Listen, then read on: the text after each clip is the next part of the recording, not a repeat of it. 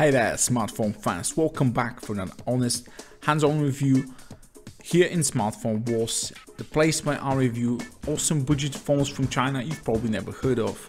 And if you don't live in India, you've probably never heard of the Infinix Zero 5. The big display, great specs, great camera phone that people have been killing themselves to buy in India, and I've been wanting to review that for ages, but I just finally got one. So the Infinix Zero 5, just a quick introduction. Here it is. This is a metal phone with absolutely incredible build quality. This is a superbly built package. It has a separate dual micro SIM card tray and a separate micro SD card tray, so you can have both dual SIMs and a micro SD card slot. The buttons don't wobble.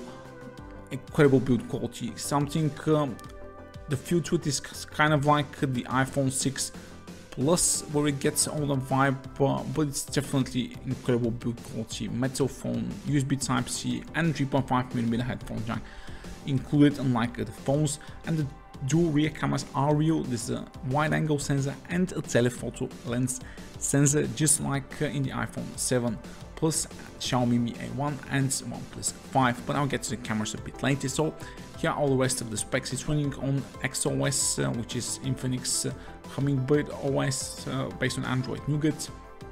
It's got a November security patch. As I said, 6-inch display. This is not 18:9, this is the standard 16:9 display. 4350 mAh batteries, 6 gigs of RAM, 64 gigs of expandable storage, and an octa-core Helio P25. And just checking if all the specs are real. They are. This does have all the sensors you need, and what really sets it apart besides the build quality is the camera sensors. The regular wide angle sensor is a flagship grade Sony IMX386 sensor, which definitely sets it apart from most budget phones in this price range. And the telephoto sensor is again a very high-end Samsung SPK3P8 sensor. You've probably never heard of it, but it's been used in Samsung's A3 and A5 generation for 2016. But now onto the phone itself. What you get inside the package of this phone: you get a lovely shockproof silicone case, which I think all phones should have in their package in general. You also get a micro USB to USB Type-C adapter, so if you forgot an USB Type-C at work and you need to borrow a cable from a colleague, you can do so with a micro USB cable and this adapter. Premium USB Type-C cable and a fast charging X-Charge charger provided inside the box, which I'll show you in a moment how fast it charges the battery. And what's also very nice is that you get a lovely pair of headphones, so very premium package again. This is the flagship, the Infinix flagship, for I think it was out for like 3-4 months or so, and it's a huge phone. Like, this is a big phone, but it's also very light, around 200 grams, and it's also very thin, but does have a big 4350 mAh battery. So this tick a lot of boxes for those who absolutely want a huge display and like a huge phone, like have big hands. Those people absolutely love this device, and there are not many devices like that around besides the Xiaomi Mi Max and like the Z11 Max from Nubia. As far as benchmark goes, this is Helio P25, and it's close just as this Helio P25, close to Snapdragon 625 level, so very decent for the price. And what's really good is that this phone covers lots of LTE bands, so it will get 4G in the USA, Canada, Europe and Asia, absolutely no problem. Very good phone to import if you're looking for something that will work with 4G in your country. Very fast and accurate GPS, something I really like to see in a lot of phones, and the battery really is real and does not disappoint. I did get mostly around 9 to 11 hours of screen on time on a single charge with this baby, and the X-Charge charges the phone in just around an hour and a half for the full battery. And the speaker quality was excellent, delivering very good bass, just very good speaker quality.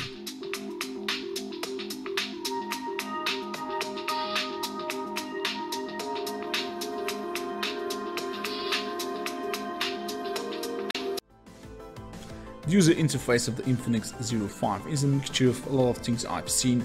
It doesn't have an app drawer, but kind of has something like an app drawer when you swipe it up from the bottom, and you can also move through all your folders. You want to open a file, which is really cool, and the camera does that awesome animation you see here. The user interface is definitely to my liking, and as a big, huge bonus for me, Infinix offers a theme store and wallpapers with a lot of really well done selections. A very professional done software, make no mistake about it, really up there with like Find Me OS, MIUI and all the like EMUI stuff. And this have amazing wallpapers and themes for free, which not a lot of really decent smartphone manufacturers offer. And this for me is a huge bonus. Customization features, they're all there, and the phone really excels in software department. And the other compartment in which the phone actually really blows away most of the competition is the display. That's right, the huge 60-inch Full HD IPS display is a marvel to behold.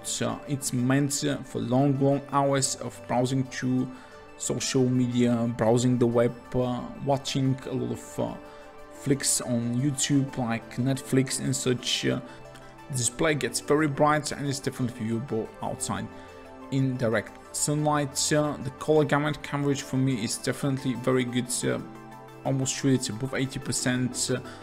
Very deep black, so very good contrast level. This is an amazing display to get below $300. Definitely flagship worthy panel. It's not AMOLED, but it's one of the best LCD displays you can find on the market right now. Coupled up with a good battery life, you have here, and one of the best sounding single speakers I've ever heard. And you have yourself a really awesome tablet sized movie media device on your hands for long hours of enjoying videos. But what about actual performance, like daily tasks and gaming? Oh, this is coming right now. I was expecting the phone to lag a bit because the Android skin did seem a bit heavy on the voice side, but it doesn't appear to be slowed down at all, just like Asus phones. So very decent performance here. Helio P25 is Helio P25, but if you put it in a good phone with decent RAM and you do the software right and you do the cooling right, the chip performs, if not as good, maybe even a bit better than Snapdragon 625 in some cases, because it is clocked a little bit higher than that. The phone had absolutely no issues running a lot of apps in the background without reloading. So 6 gigs of RAM are put to very good use here. You have split screen multitasking, screen recording, and the phone does not falter one bit. So a very good daily driver, the Infinix Zero 5. But I can say that for a lot of phones right now in the $200 price range, so this really doesn't make it that much outstanding. Gaming performance, again, very good. Helio P25 is very good in here. What really sets it apart from most devices I reviewed with it is that Infinix have probably applied much better cooling than the cheaper Chinese manufacturers I've tested, and the phone does not suffer any overheating issues. That's right, this phone stays cool, you can do long hours of gaming with it, and the performance is constant and very nice. And if not convinced, here is the place to actually get good reviews. I'm probably the only YouTuber who actually does proper gaming, like actual gaming titles like the World War Heroes 2. Here you're seeing Shadow Fighter 3 and CSR Racing 2. These are all top high quality, high fidelity graphics on Android right now, and this shows that the phone is a quite capable gaming machine. But now onto the importance of the cameras. Not only is the camera UI like incredible because it offers a full-blown pro mode, you have like great selfie, great beauty mode, but the camera quality, the Sony IMX386 really is a step above anything in that price range, except maybe Meizu M6 Note, which is I think the best camera phone at this price range. This is, if not better, roughly equal to that. Any situation you throw this phone on would absolutely deliver a very good picture on auto settings, and if you want more than that, you can also use the full manual settings. I've never used that in any of these photos. You can see even like super low light photos have plenty of detail, very nice dynamic range, and does retain a lot of detail. The video quality was a bit shaky at 480 because the phone does not have optical stabilization, but still the image quality and color production is by far better than even Xiaomi and Meizu at this price range. Definitely better than Xiaomi when it comes to sound quality, that is.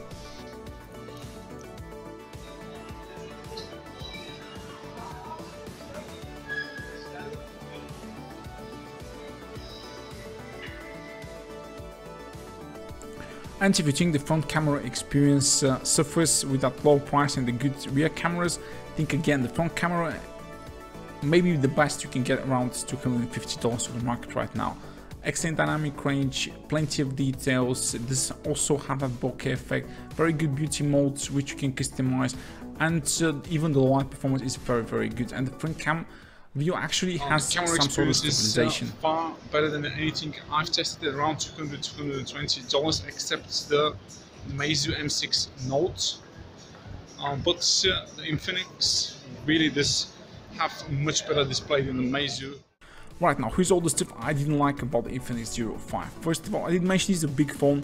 I'm like a medium sized hand guy and I couldn't operate this phone with one hand at all. So this is definitely a two hands all the time for me. And if you're not that like bigger hands guy, I don't think you'll definitely be able to operate this with one hand.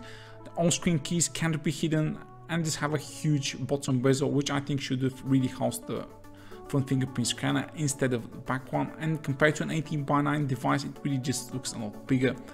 The storage on this phone is below par from what I've usually tested. You should have like 3000 points minimum on PCMark to have decent storage in 2018.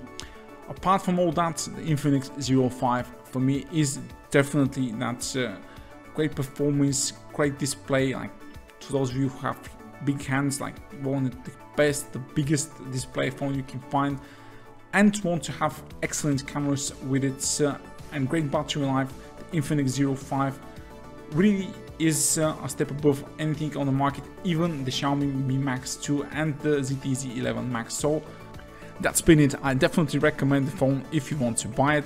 You can do so from the link in the video description below. Give the video a thumbs up and subscribe to my channel for more honest reviews like this.